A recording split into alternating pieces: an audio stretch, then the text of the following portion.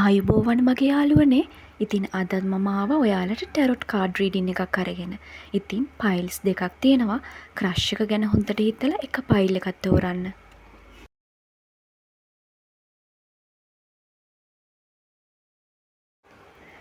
ඉතින් ඔයා තෝරගත්තේ file number 1 නම් එයා දකිනවා ඔයා සාර්ථක කෙනෙක් විදිහට.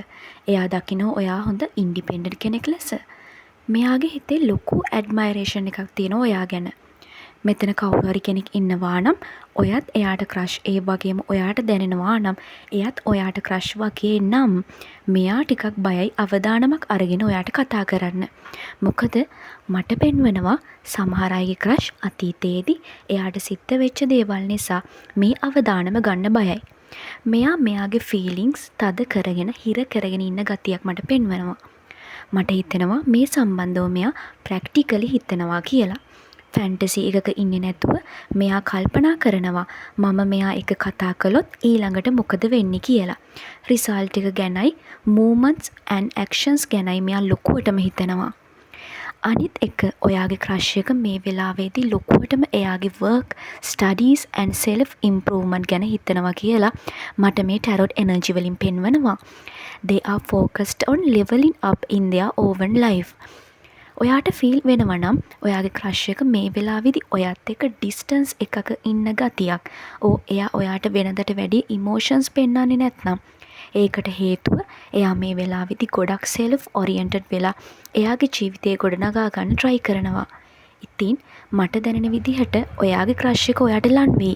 එයාගේ සෙල්ෆ් සැටිස්ෆැක්ෂන් එක ළඟා කරගත්ත ගමන්ම.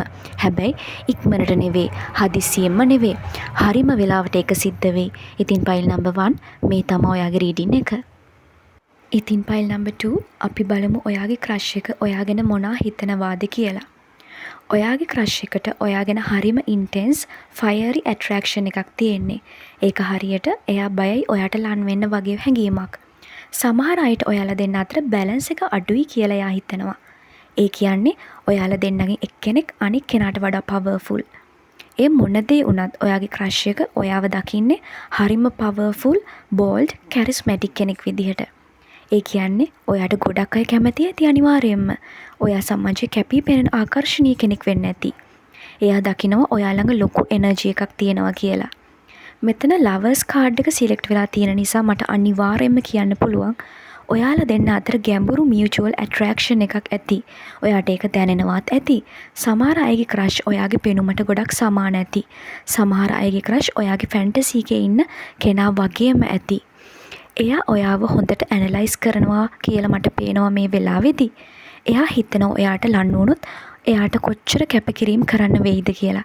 ඒ වගේම එයාට ඕන හැම තිස්සෙම හරි තීරණය ගන්න. තව එයා හිතනවා මේ සම්බන්ධය ඉදිරියට ගෙනියන්න පුළුවන් විදිහේ වටින දෙයක්ද කියලා.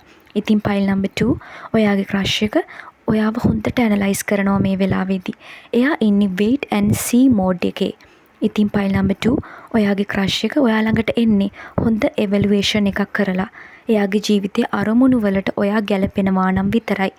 දැන් එයා ඉන්නේ එවලුවේෂන් ස්ටේජ් එකේ. මේක තමයි ඔයාගේ රීඩින් එක පයිල් නම්බර් 2. ඉතින් ඔයාලා හැමෝටම සුබ දවසක්.